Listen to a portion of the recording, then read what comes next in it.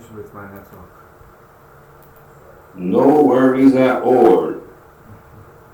No worries at all. I figured TIA happens to me when I'm down there too. Yeah, back here we are in Africa, so just expect this things to happen. That's one of the things I love about Africa. Sometimes things, cause like my internet works 99.99% of the time. So when it doesn't work, I'm frustrated. But over there is a strong chance that your phone may not work, your internet might not work, and they might cut out the power or the water. So it's like it's a different world. It's a different world. I'm not saying I want to live like that 24/7, but when I do go to Africa for like a month or something like that, it's like they cut the power. Wow, when's the last time I didn't have power? All right, you know. So have you been to Cameroon? I believe that's your home. Yeah. Okay. Yeah. I'm going back again in December. Oh, okay. That's great. I go to Cameroon every year. Now my goal is try to go twice a year because I have kids and I want Cameroon to be normal for them. Yeah. Okay. Yeah. Sure. That's good to know. Yeah, I want Cameroon to be like when they come to Cameroon, I want them to be able to get up, leave the family gate, go to the bakery or whatever, grab something, and come back. Like I don't want them to be like, oh, I'm going on vacation. Nah, this ain't no vacation. You have to live like everybody else here. Yeah, sure. Yeah. So if I could, I lived in Africa right now. If I could. Oh really? Wow. Yeah, Africa is good to be, but I believe the state is better, That's because you're not here, so it seems green. The grass always seems greener on the other side. Yeah, sure. Like when I go to Cameroon, I'm like, it's so much better here. Then I have to check myself. I'm like, it's not. Living in Africa is not better than America. It's different. Okay, just different. And depends on what your priorities in life is. Me, I don't want to be advertised all day long. In America, we literally are advertised all day long everywhere. Oh, okay. Everywhere. Because we live it, we may not pay attention. But if you go somewhere like Cuba or hell, go to Cameroon, there's no ads following you everywhere you go. It's, it's mental, it's mental noise. I want real food. We don't have real food. You have to go look for real food here. Wow. And they have all these complicated labels. This is organic. This is farm raised. It's like, I just want an apple that came from the tree right there. Yes. And it's weird. So if you have your different priorities, well, it depends on what you want. Me and my friends who are in business, we're African, we look at America as just a big, fat ATM. That's it. It's a money machine. Outside of that, we don't particularly care for the place. Yeah. But if you've never been to America, you've never been to the West per se, it looks sexy. It looks like, it could be great. It looks like there's a lot of opportunity.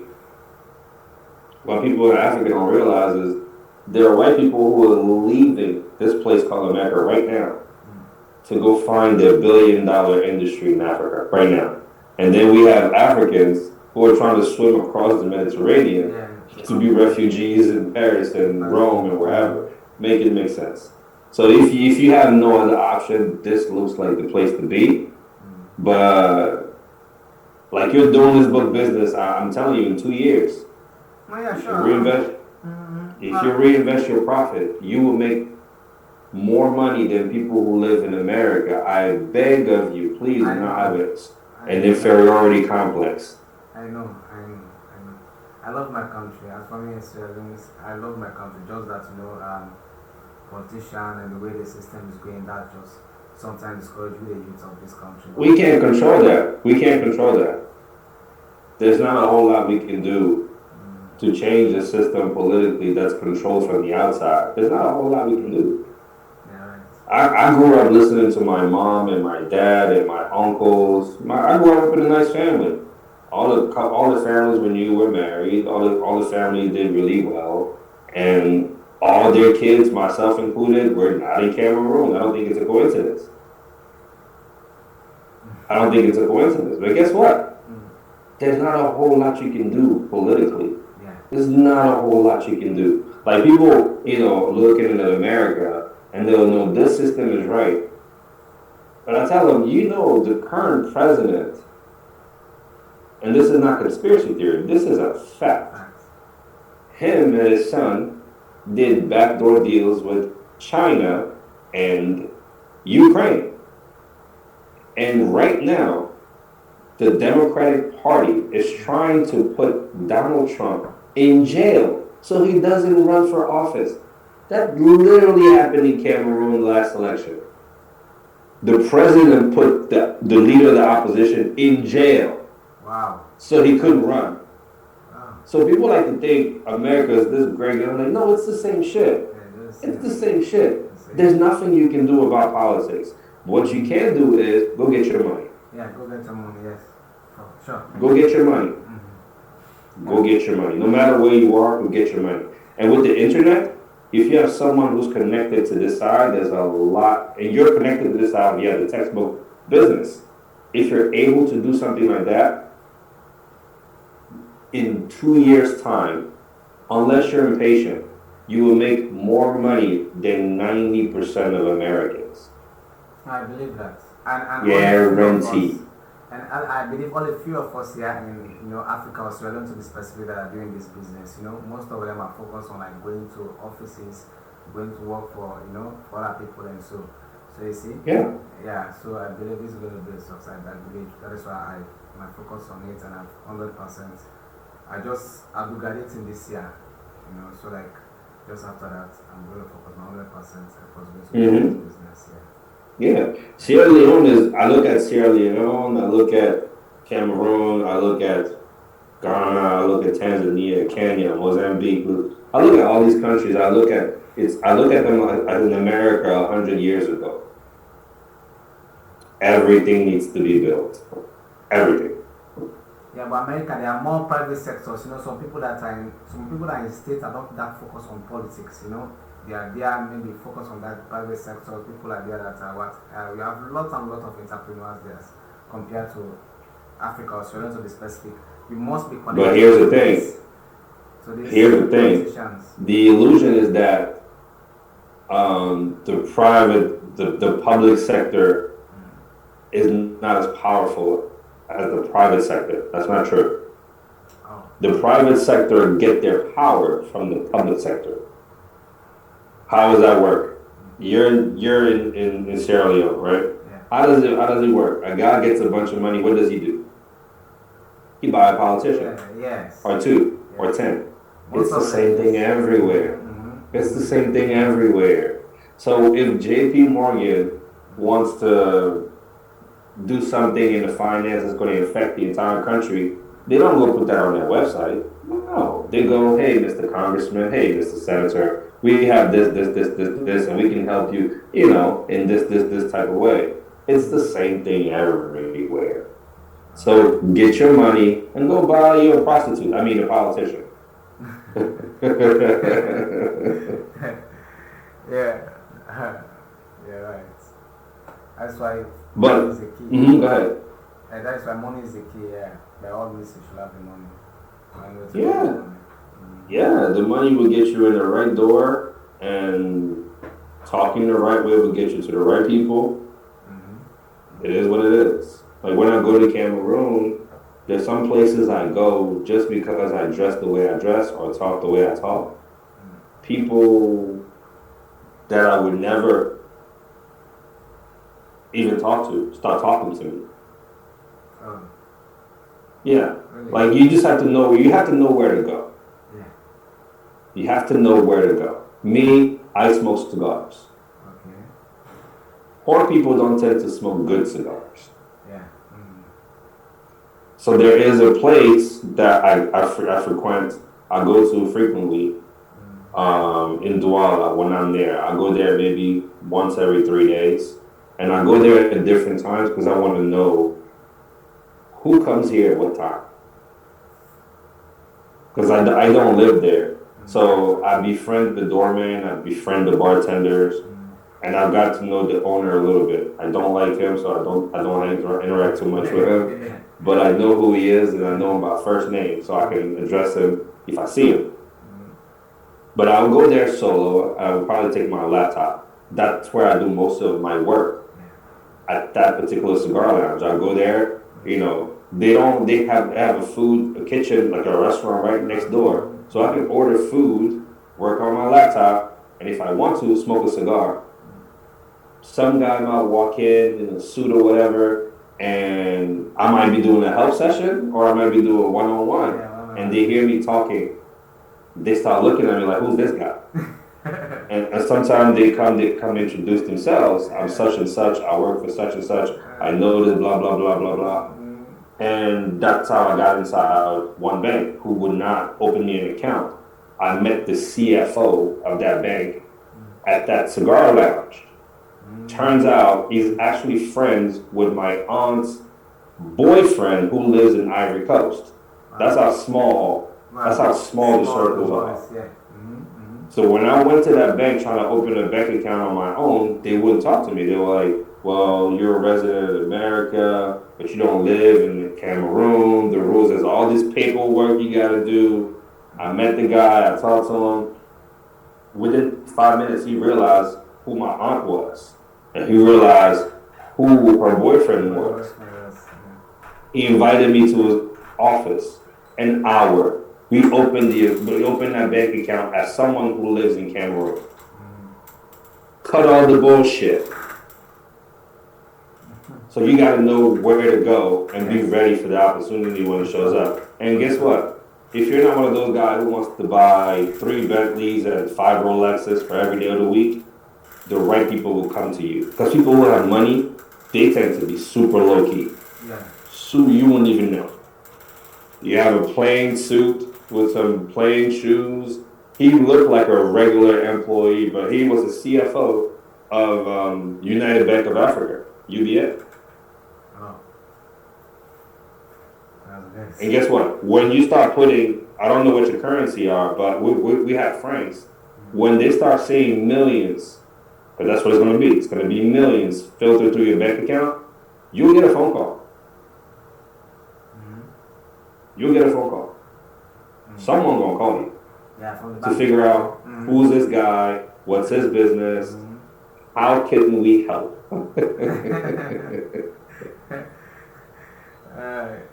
It's really interesting. When you are broke, you don't have much friends, you know. But when you have like passive income and you have money that's coming in, a lot of people want to know where are you getting this money. Can you please tell me? I want to be part of this and this and this. So you see. But now this is not the stage.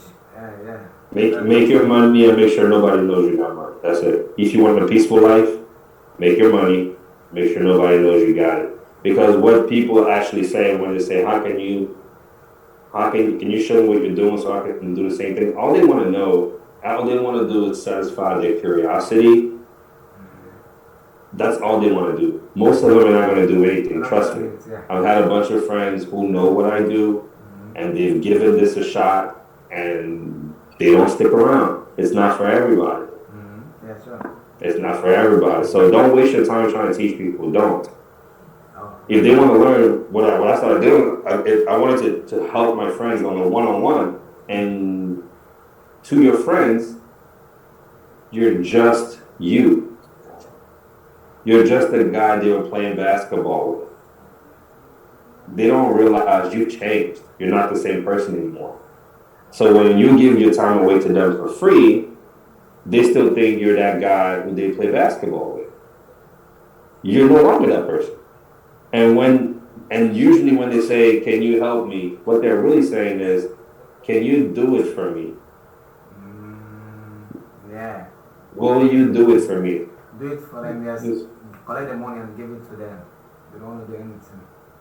They don't want to do anything. They want the money you're making. They don't want to struggle like you're struggling to learn. They learn Ricardo and shit. They don't want to do that. They just want the end result without the work. Yeah. Save yourself some time and money. Don't even bother.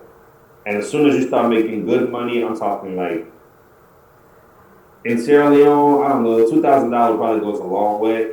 Five Wow, thousand that's a dollars lot of goes money. Two thousand everywhere. dollars. That's a lot. I'm gonna cut it down. $2,000 is a lot of money. $2,000 is about like Like I said, 40 million two euros. thousand dollars. $2,000 is not a lot of money in America. I But guess what? you know, But guess what? mm, You're gonna make way more than that. You're gonna make 10, 20, 50. So when you get to like 5,000 to 10,000, start another business in Sierra Leone. Trust me. Don't have people look into how you make your money. Do not. Don't talk about it. Just be like, don't talk about it. Make them think I'll make money with this store on the street when you're really making money over here. yeah. You want to be discreet with your money as possible. You want to be discreet. It's like the worst of the people is going to be family. The worst of the people. Family. Yeah. It's going to be family. Because we have this thing in Africa where it's like, if one person gets rich, the whole village say we got rich. Yeah. Gonna be the umbrella for everyone. The whole village got rich. And when you give your money, they love you. But when you stop, you're evil. Yeah. You're cursed. You're a witch doctor. You're this, you're that. No, Like that. you're true African. I can tell, yes. My God. No. Don't even start giving away money. Yeah. Don't even. But what about introducing them to the business? Like telling them this is what I do, introduce them to the business, teaching them and tell them. All they're going to do is soil you down the line. They're not going to do anything. They're going to soil you down the line. That's all they're going to do. Oh, really?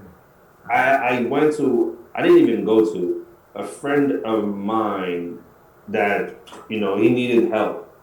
Because I'm making a policy that I don't give money anymore. If I don't want to give money, I don't give money. If I give you money now, it's because I want to, but that don't mean I'll do it tomorrow. And I tell these people when I give the money. He wanted to do this. He wanted to work for me in the business. I was like, I don't have money, but you can work for me in the business. You can analyze some charts. I put together this training that he could go through, and he said, okay, cool. Can I get an advance on my salary? Because I told the guy I will pay you $100 a month. Okay. No. I will give you $100 a month. Okay, can I get $50 advance on my salary? Blah blah blah. I was like, well, this is how money works around here.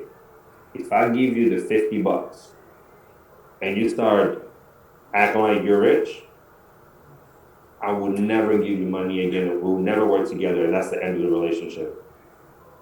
So in effect, I told the guy, I'm giving you this $50, and you decide if that's what the relationship is worth. I gave him $50. And the next thing you know, the next day he shows up late. Okay? Happens. The next day he don't show up at all. Oh. The next day he don't show up, and I text him, send him an email, whatever, no response. He shows up 3 days later. He said, I had to take this, you know how we have this like national exam to get into these companies and stuff like that. I had to take that test or whatever, and I had to do such and such and such and such. I'm like, cool. What the fuck has that got to do with working for me? You didn't ask me up front. Yeah. So guess what? He disappears for another week. I was like, cool. I never called. I never text. I didn't even look for him. I was like, the relationship was worth $50. I'm like, man, that's the best $50 I spent to never deal with someone ever again. Yeah. I go home. He finds out that I'm home because I post on WhatsApp or whatever. He finds that I'm home. He shows up to my family hotel about he's looking for me. My sister tells him, he don't want to deal with you. Why are you looking for him? Didn't he give you money and you disappeared? Yeah, I wanted to explain myself and blah, blah, blah. He's not interested in talking to you. My sister told him this. Like, he's not interested. He would never speak to you again. Please don't come back here. You're not welcome. So he's like on Facebook. Next thing you know, he goes on Facebook, tell people how grateful I am, how bad I am. I'm this, I'm that, I'm that. I'm like, you know what I did? I kept a picture of the money order that I sent him. I kept the picture of the money order that I sent him for the $50. I posted that as a response. And I said, for someone who's evil, it seems like he helped you before. And that was the end of our interaction. Yeah. I was like, you can bring your feelings and all that. Whatever, yeah. Here's the receipt. Here's the receipt. This guy who's evil helped you before. Yeah. I'm trying to save you some time. Don't bother. Don't bother. Okay. Yeah, that's good. Don't bother. Because what happens is once you start making a certain amount of money, people who are in that sphere will be naturally attracted to you, and they will be doing what you're doing and or beyond. And you won't have to try to tell them anything. They'll be ready for what you got going on. It's the people who are at the bottom, who want to make $500. That's going to be peanuts to you when you're making $10,000. Yeah, sure. So save yourself some time. Don't bother. Because that was the first thing I was going to do. I'm going to hire all my cousins. They're going to work for me. It's going to be great. Worst idea ever. Wow. All of them disappointed. All of them. No exception. Nobody wants to work. They just want the money. They don't want to work. They had this mentality that because my brother got it, I got it. No. You're broke. I'm not. Yeah.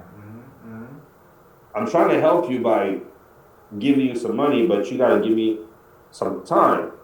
You got to give me some labor and you know what I'm saying, in return. And they're like, my brother. I'm like, that's not. Business don't work on my brother. Yeah. Because as for me, I always have that mentality that, since this is a business and it's online business, online platform, you can just give the password and that's all the, username to like someone to help you out, So I just believe that, knowledge, you should not monopolize knowledge.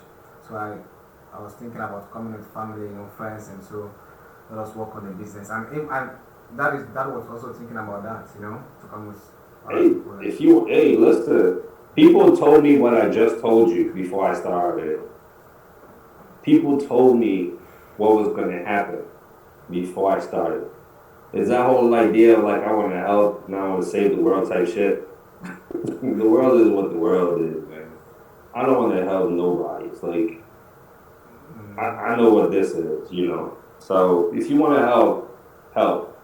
This is well, okay. So if you want to still go that route, don't show them everything happening on Seller Central. Okay. Nothing on Seller Central. Keep them at the basics. Yeah. Charts, eBay, Book Depot. Keep them doing admin tasks. Okay. So if you have let's say you have a Google Doc spreadsheet where you record all the books that you buy and at what price you buy, you no longer do that. Their job is when they come in, they log into your eBay account or your Amazon account.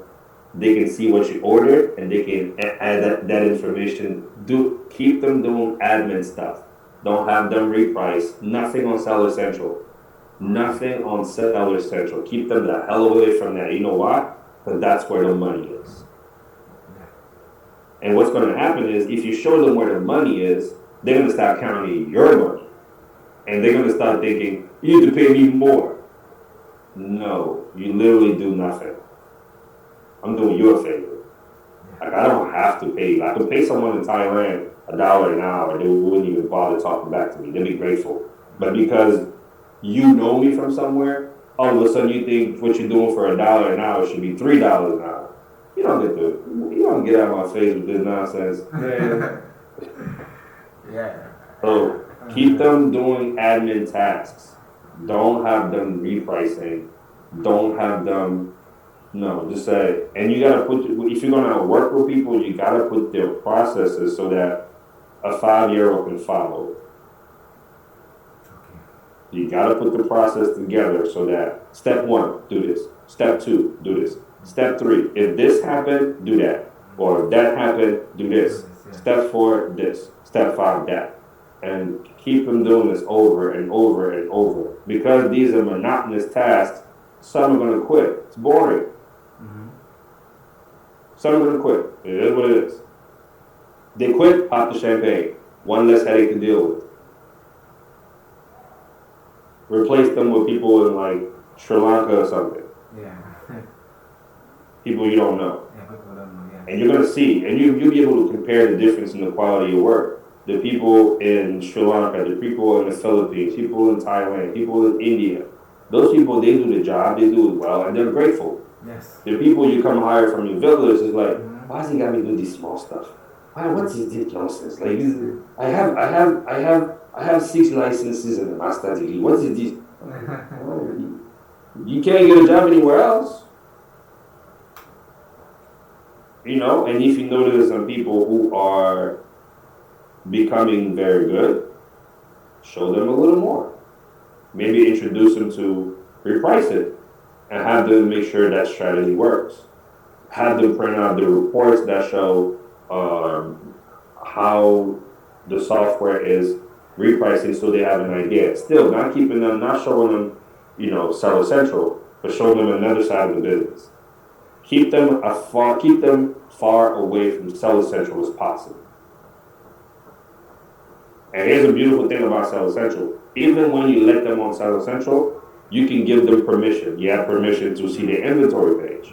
You have permission to see the shipping page. You have permission to see the cases in case someone needs to be a follow through with Amazon, things like that.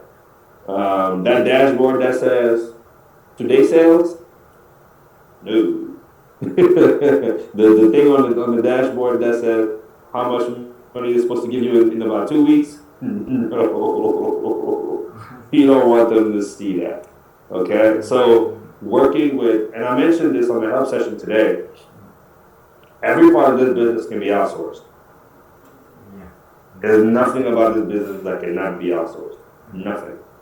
But you have to decide how much do I want to teach and manage. But that's what you're going to become. You're going to become a teacher and a manager of people. That's really how to create super wealth. When you can duplicate yourself through other people, now you have free your time to do other All stuff. that stuff, yeah. So what I was saying to you earlier, okay, since you're not buying boats, it gives you time to think, maybe I need to put my buying process together now. So that whenever, after you buy 1,000 books, the next 1,000 is not going to be any different. You're going to get better. The first book you buy is going to suck. This first 10 are going to be suck. But guess what? The next 10 are going to be better. The next 100 are going to be better. At that point, when you see the business for 1 to 2 years, there's nothing new in the business. Nothing new. That's why this business works and so many people stay doing this for a long time. The things we learned year 1, year 2, they still apply today. It might change a little bit, but they still apply today. So there's not a whole lot to learn. So once you figure out year 1, year 2, you're done. You just have to figure out, okay, how do I teach this to another person so I can remove myself from the day-to-day?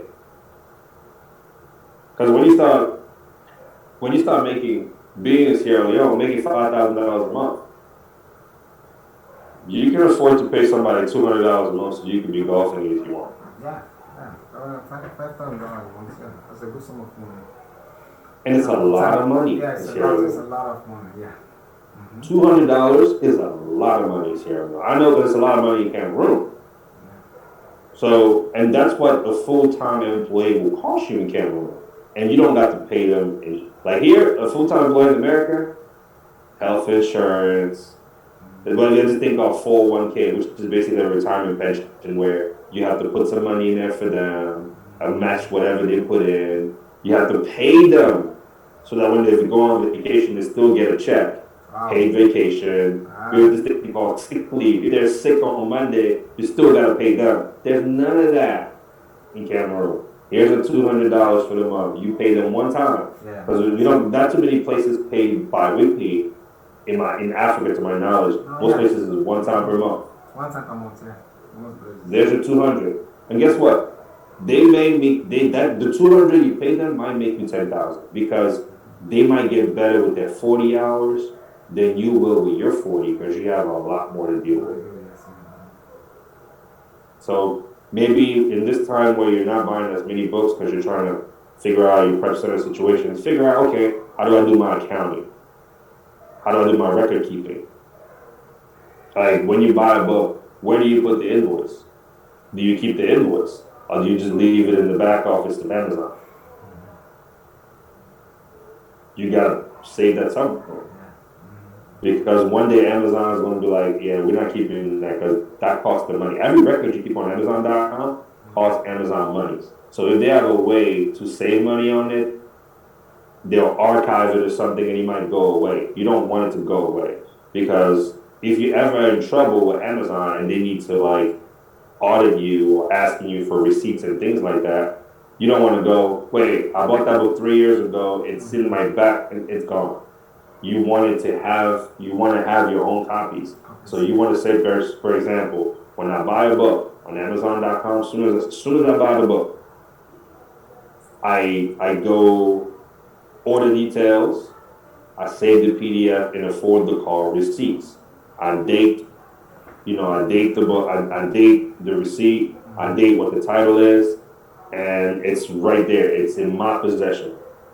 After that, I go put it in my my prep center Google Drive or Google spreadsheet so that they know that book is coming and they know what condition it's coming, what to expect. After that, I put it in my own personal tracking sheet where I keep the name of the seller, the condition received, how much I pay for it, and somewhere down the line, how much did I sell it for. Like these are all processes that you have to establish. So when you bring somebody in, okay, I buy a book, I do this, I do this, I do this, I do this. You let them go for a couple of days. Yo, you didn't do that correct. You didn't do that, you're not correct. Magically, week 2, they're going to start doing your process. All of a sudden, oh shit, you duplicated yourself. You no longer need to do any record keeping because that person you hired is doing a good job, if not better job than you at it. So when you have this downtime, think of processes that you can have people do for you. Like alerts is the dumbest thing in the world. Setting alerts? Setting up alerts is the dumbest thing in the world. There's no reason why you should be setting up alerts. And you can use book lists, it's fine. But I always like to give the example of percentages. You have 20,000 alerts in your package. You can hire someone and tell them, hey, listen, look at that black chart. What's the lowest price? Every alert is the lowest price. That's it. Nothing else. The lowest price in the last 6 months, that's my alert. How dumb is that? If they can't do 300 alerts a day. Yeah, come again. The lowest price is alert. What happened? Yeah, come again. I don't understand. You said the lowest price is alert. Yeah, alerts. If you're doing it, the way I do my alerts is I go to Prime, I look at how it's selling, it tells what I can sell it for. That's how I set my alerts. I have to actually do research to set my alerts. If I'm hiring someone to do my alerts, I'm playing the math game, strictly the math game. Your job, come in here. I have 120,000 alerts available to me. Your job is every book you can get your hands on, the lowest price in the last 6 months is what you set the alert to. I need 300 per day. That's, how many is that per month? 9,000. That's 9,000 alerts per month. If 1% comes back per day, that's 90 books per day. I have 120,000 available, meaning if 1% comes per day at the end of the year, I have 1,200 books to choose from every day. I don't have that kind of money, neither do you. But that's something you can hire someone, you pay them $200 a month to give you 9,000 alerts. What's that worth to you? That's a lot of money, yeah. So put together these processes. I do this like this, I do it like that, I do it like that. And you don't necessarily have to start looking for people to employ now, but you want to put it together now so that when and if you get to that point, it's ready to go. It's ready to go. So. But yeah, Yeah, I always think about like when coming with people into the business, they must go through the intro video, the video that's at Member Central, like the basic Mm-hmm. video that you must go through it. So I think that's the initial stage, right? Before like going to coming to setting alerts or whatever. After we go Mm-hmm. into Paul tutorials, and so I believe that's like the step. That's like the introduction. You must go through that video before you can go into the business and so. So basically, I just realized that I don't know. Some of like couple of my siblings, they really struggle with that video. They think it's Mm-hmm. boring, and so after some time, they just decide to quit. And because of their busy schedule and so. So that is what I've just. What I did with that is they don't even get access to Member Central. Okay. So all the training that Paul did, I redid it. I redid it in my own voice. I redid it in my own examples. I redid it. It's a lot of work to train people. Yeah. It's a lot of work to create training manual for people. And guess what? I did all that work. Nobody stuck around for the business. So I still have it, but nobody used it because the people that I built it for, they quit. Oh. They quit. But you're not doing it so that people can quit. You're doing it so that when you need it, it's there. So if they struggle with Paul's version of it or Luke's version of it, give it a shot and try to explain it in a way they'll understand it. So I remake all the training. I'm like, all right, they don't need this. They definitely need the books analyzer training. So whatever Paul did, I'm like, all right, how do I explain that better in my own words? And I may not. Sometimes it's like I remember when I first started, I would look at one computer listening to Luke do the training, and then the other computer I would have my headphones and my microphone repeating what he was saying. Oh. In my own kind of thing. He said this, and I would pause, blah, blah, blah, blah, blah, and I'll pause my recording. And then he said this. I would pause him. I was like, okay, so here, and then I'll pause. And I was like, this is dumb. This is really time. This is really inefficient. Yeah. Yeah, no, I'm not doing it this way. So imagine doing all that work just to realize you're cutting up every 5 seconds. I was like, all right, there's got to be a better way to do it. But that's the hard work. Like people don't. It's really hard work creating training manuals because you have to create a training manual that a 50-year-old can understand, and a 20-year-old can understand, and a 35-year-old can understand. And someone who's I don't know, dyslexic, someone that has ADHD, someone who's a savant. It's really hard to put all that together. But if you start now before you have it, not only is it going to help you as far as teaching the information to someone else, but it's going to also teach you how to remember and do it efficiently. I said this today in the house session. I was like, the more you understand, yeah. Yeah, I said it on the house session today. Like when I used to come to these things, thinking I'm going to motivate people, I'm going to inspire people, I'm going to teach people, and by the end of the session, I learned something, I'm motivated, and I'm inspired. So it worked on me. So as much as it's going to be for people that are going to work for you, it's also going to be for you to make you better. Yep. That's good. Yeah, sure. You're right. So use this time, maybe try other prep centers. Okay. Because the way I looked at it is like, okay, I'll give you something. Amazon suspended one of my accounts back in 2019 with like 10, 20 grand in it. Oh. And every day I was mad. At the suspension. I was mad. Why they get my money? I owe these people money. I can't pay my bills. I never thought about it back then. What if I just restarted another store somehow?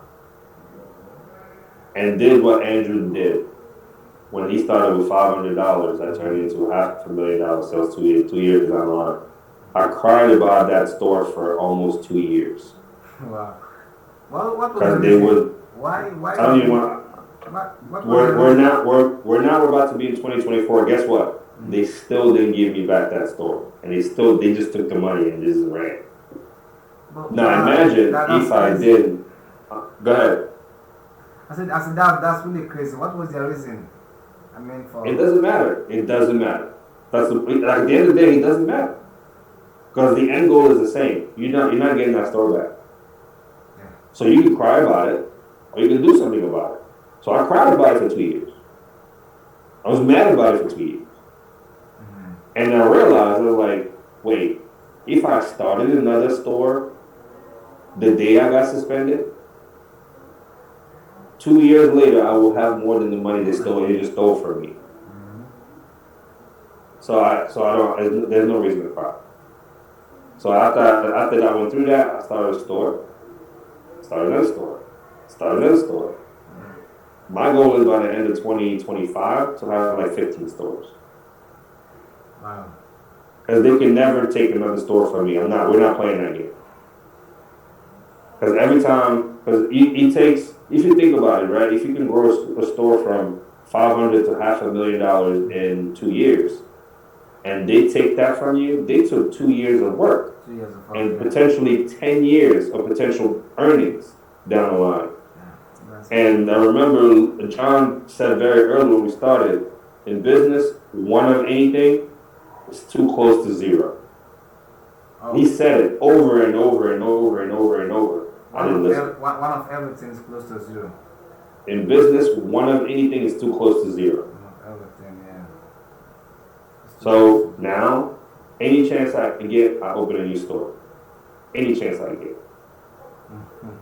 Any chance I get, I open a new store. Because it's the same work process. Yeah. The stuff that I learned in 2016, it's the same thing you're learning in 2023 that still works amazing. And we say all the time, books sell every day. And we have the same complaint every textbook season. I wish I bought more books. I wish I bought more books. What does that say? That means somebody else could have bought those books, and it wouldn't have made a difference. It wouldn't have made a difference. Yeah. Last year, Chris posted a screenshot of him doing $100,000 in about 6 weeks, from like August 1st to like September 15th, or August 15th to September 31st, or something like that. $100,000. Wow. I know 3 people that did more than that. Oh. And one more that did around 80 for that same time period. What competition? We're all selling books. Yeah. Mm-hmm. So that's something for you to consider down the line. How do I get an additional store? After you get your store to the point where you're making whatever that number is, where you're comfortable, start again. Yeah. Start again. I'm thinking about it, yeah. Start again. Sure. Because it's the same skill. You're not doing, you know what I'm saying, you're not doing textbooks here and you're selling, I don't know, used cars over here. No, it's the same skill, the same tools, nothing changed. Nothing changed. So I hope this is helpful. I hope this is giving you stuff to think about. There's no such thing as downtime. It's just time to think and strategize to go again. So you work with Ricardo, you don't like the experience. What does that say? Maybe I need to work with more than one prep center so I don't have these issues. Yeah. Do you have any other prep center in mind apart from flat rates? Because flat rates I heard of Little Owl. I hear a lot of good things about Little Owl. I believe Luke and John brought them to us back in the days. So I heard I had a student this week who mentioned to me how fast they are at selling their books, and I've had people in the past mention Little Owl. But I work with flat rate because I don't have any issues. I used to have issues with flat rate when I thought they were grading my books too low because I used to do my own shipping. So I would get a book and I would see, okay, there's 1 page of highlighting and the book is supposed to be very good, meaning it shouldn't be any page of highlighting. I'm aggressive. So instead of saying that book is good, I would say it's still very good because it only has 1 page of highlighting. yeah. Flat rate's not going to do that. Flat rate's going to be like 1 page of highlighting, good. But guess what? I've noticed that they're gonna do what you tell them because you paid them. We pay them. So I will put it in my notes on my spreadsheet. I will say, send us very good. Mhm. Before I will be like, oh, this end is good. Okay, I guess I'll send it as good. I'm not gonna return a book because he has one page of highlighting. It's not good. It's very good. Whatever. I'm aggressive. So it's kind of like that, you know. So think, strategize, think of all the headaches you're dealing with, and think of how to mitigate them. Yeah, I The mean, biggest headache, the biggest headache that can detect weakness is the prep center. So I would say, try, because apparently you don't have a money problem with buying books. yeah. So you just need someone that's gonna send it for you. Sure. Consistent. Yeah. And you can decide after you sign up for this prep center or that prep center or whatever, you decide, okay, this one is the best, but I'll use the other ones as backup. As backup, okay. I'll use the other ones as backup. Yeah, and I just want to ask, like, can you have like a couple of prep centers, and let's say 2 prep centers sending book to this, and these 2 different prep centers will send, you will do your listing and send them, let's say, to Amazon or so. I just want to ask, or you must. That's their job. That's their job. Okay. Their job is to receive your books, grade your books, let you know if there's any other issue. If like 2 weeks ago, I got a couple of books that were counterfeit. They send me picture of the ink being smudged on the page. Oh. I took that picture. I posted. I when I asked for my refund, I said this is counterfeit. The ink is smudged. The seller 2 hours later just gave my refund, and I had them dispose of the books. That's what you pay them for. Yeah. You pay them so they do that job, so you don't have to. They'll charge you $2 or $3, whatever they charge for the service, but you get your time. You get your time, yeah. And that's why You get your time. And that $2 or $3 they charge you to do that service, you charge that to the student. Yeah. Yeah, it makes a lot of sense, yeah. You charge that to the student. So when we say size, high price book, it's for a reason.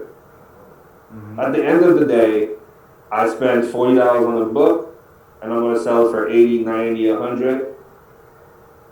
The student is paying for all of it. He's paying for that book. He's paying for my shipping. He's paying for taxes. He's paying for my prep center, and he's paying my profit.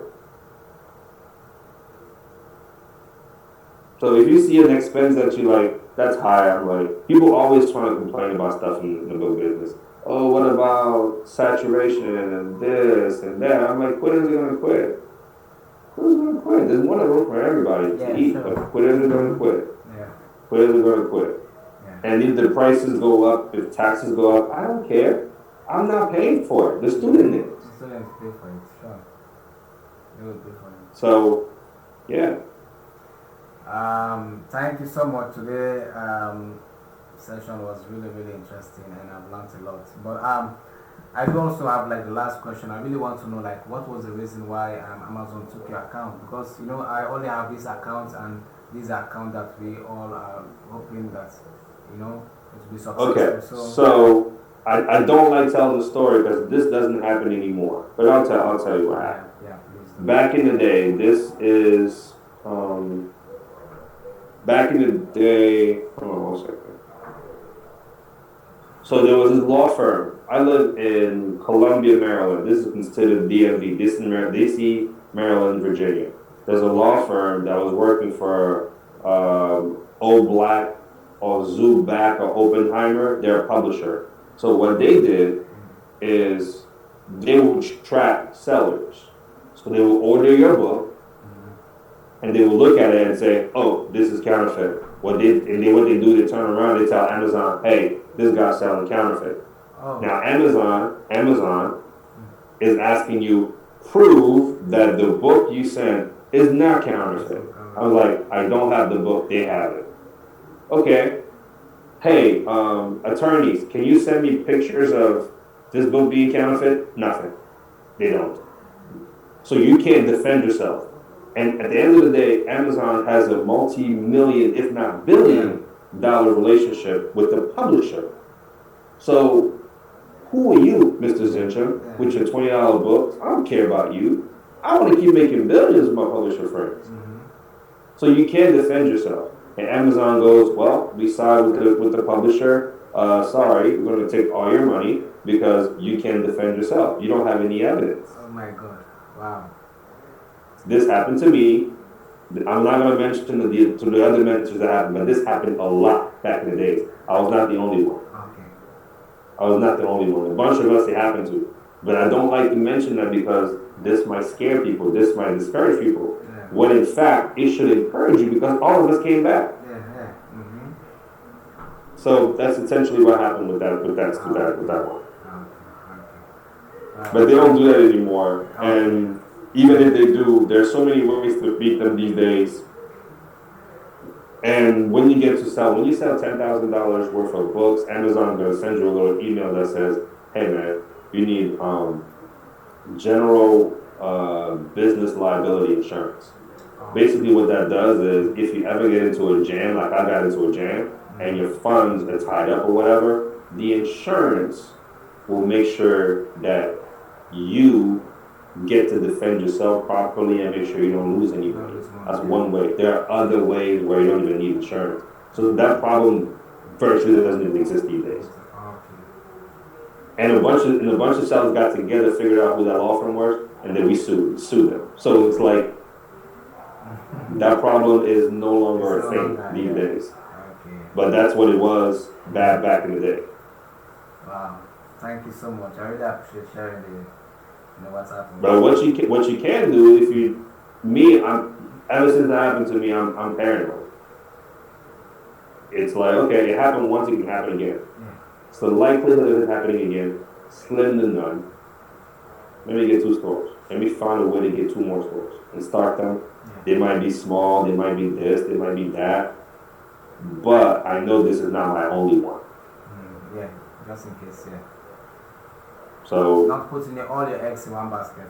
Anything can happen. No, all my eggs are in one basket. But that basket got compartments. Got your compartments. Yeah, right. Yeah. It's all about business, but there's different stores that are not, and they're not linked.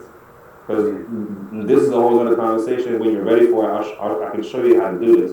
But the key for this to work is your stores cannot be linked. So if you're using the same computers, they're linked. If you're using the same internet, they're linked. If you use the same phone number, they're linked. Wow. If you're using the same email, they're linked. If you're buying and selling the same type of books, they're linked.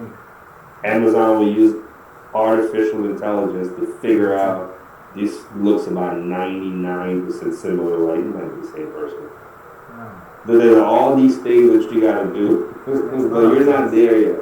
Yeah, I know, but I remember, I'm just picking something. You said once that I think you have a special store for your son. I mean, you're creating different store, yes, for your children, so that like as time goes by, you give them that this is their store, and so I remember. Yeah, I mean, so I started it because, like I said, Andrew, 500 to $500,000 in 2 years. You tell me, do you want to take money out of your pocket to raise your kids, or would you rather they pay for their own life? Yeah, sure. Yeah. So that's the whole idea. The whole idea is I don't mind working for the next 2 years so that their private school, if need be, is paid for by them. I mentioned today that my daughter can't figure out whether she wants to go to Jamaica, Belize, or Puerto Rico. I'm not paying for it. She's paying for it with her school. That's the whole idea. The whole idea is build something for them. They don't know this for them. They just know I'm going to Jamaica. Huh?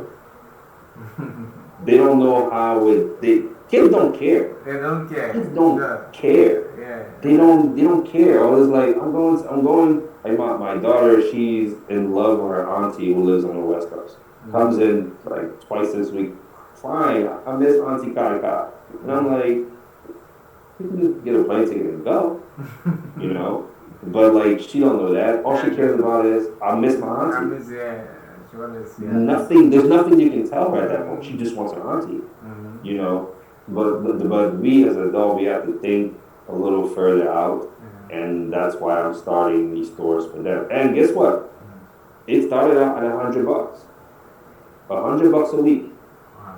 By the end of this textbook season, I'm going to be spending $500 to $600 a week. This is from the end of February to the end of September. We're talking in 7 months, going for $400 a month to $2,000 a month. Wow. And the funny thing is, not the funny thing, the serious thing about compounding. This is what I said. When you start making 5,000, you're gonna realize, oh shit, my next jump is not 10, my next jump is 20. In 3 months, it's gonna go from 2,000 a month to probably 8 or 10. 3 months down the line, it's not gonna be 20, it's gonna be 30, 40. So you tell me what business, and I don't have to put any more money in it. If I don't want to, I don't have to put any more money in it. Yeah. So at the end of the day, it's not even going to be $5,000 that I put forward to build his inventory, because I'm not putting $100 a week. Once I get to $400 a week, why do I need to put more money? Yeah. I can just keep flipping the profits. So we're gonna say I invested $100 from February, end of February, call it March, to the end of September, 3 to 6 months. $100 for 6 months is $2,400, and that $2,400, that's what I invested, is going to turn into $500,000 in 2.5 years, 3 years. I'm done. What business do you know out there where you can put in $2 and you get 20,000? That's the idea. That's the idea. Take the money, flip it, flip it, flip it, flip it, and this is going to happen to you because it happened to everybody. At some point, the zeros are going to get bigger than you, and you're going to be tempted to spend. That's human. As a matter of fact, you're going to spend. Yeah. That's what's going to happen. If you can be disciplined, pick a certain amount, and that's all you're spending. If you don't want to be disciplined, you don't have to be disciplined. Start another store or two and say, okay, this store here where I get the big profit, this is not my store. This is a store that I grow. This store here, this is a store for my day-to-day life. And this store here is something I invest in other businesses. If you just say, I have 3 stores and they're all making millions, spend it all, you're going to be fucked. Just decide, this store is going to grow. This store, I use the money to live. And this store, I will save and invest. Okay. And You have any children? Should be linked. None of them should be linked. None of them should Don't worry about that part. When you get to that part, I got you. Okay. That's easy. That's easy. That's really easy. But you just don't know the moving pieces. I do. Okay. So, and this is something that Luke and John, I do outside of them. I don't charge or anything. I'm just saying I don't want them to be liable for you following advice that is not sanctioned in the training. So I say, hey, let's link up on the other side, and I'll show you how I did all my stores. Sure. Okay, no problem. That's it. I think you should give me like your private mail or something, maybe. You have my email. Okay. Oh yeah, I do have your email. Yeah, my email. So just shoot me an email when you're ready, and I'll give you all the moving pieces, and I'll even help you set it up. It requires a little bit of money to set up different online things, but you do need these stores to be attached to real people. So you need some people that you know that have a driver's license, that are real people, that are not going to be like, I wonder how much money he's making out. Yeah. Yeah. I think the other issue, they must be a citizen of, I think, the States. That would be another issue. They must reside in the United States. I think they must reside in the United States. They must be a citizen of the United States. I don't know. No, if I were you, I would get people back home. I would get people in Sierra Leone. But I think the verification process for Amazon, they do ask like residents approval or verification, something of such. Oh, okay. So your Amazon store is based on the United States, not based in Sierra Leone? Yeah, it's based in the United States. It's even better. Even better. So just find some people in Sierra Leone, because there are people doing this from all kinds of countries. Try to find someone that you know, say, hey, I need an identity to open a store on Amazon and sell blah, blah, blah. And as soon as they give it to you, change the email, cut them out. Done. Okay. As soon as you cut them out, it's done. Change the phone number, done. It's like, yeah, okay, bye, thank you. Okay, good to know. They don't know what you're doing. But when they see you driving in that Audi or that Porsche, they're gonna be like, oh, that's what he's doing on Amazon? Okay. So that's what I said to you. Make your money and make sure nobody knows you. If you can move, move. If you can move. There's this thing, I listen to a lot of rap music. Rappers tend to die in their neighborhoods after they make it. The question is, what the hell were you doing in your neighborhood after you made it? You made it. Why are you there? Go. Oh. Yeah, sure. But that's all I got for today, man. Ah, man, I really appreciate, man. I really appreciate your time. Thank you so much. Hey, man. Thank you so much. I hope this helps. The idea is to help, so I hope this helps and you can use this advice to take your business to the next level. I do have. And I think we have about 2 more sessions or so, but that will be like next week. And I will see what we can do from there. I really appreciate. Thank you so much for your time today. I would say don't take so much time off. Don't let this little, because really this is not a problem. This prep center thing, it's really something really minor. I would just be more aggressive with finding other prep center, because if you take the time off, you're slowing down your momentum. Yeah, you're right. Because you already have books that are stuck with Ricardo. He wants to send 20 at a time because he's understaffed. Yes, he wants to get paid. That's another subject. But you're slowing down your momentum because now you have books that you bought maybe a month ago that never went.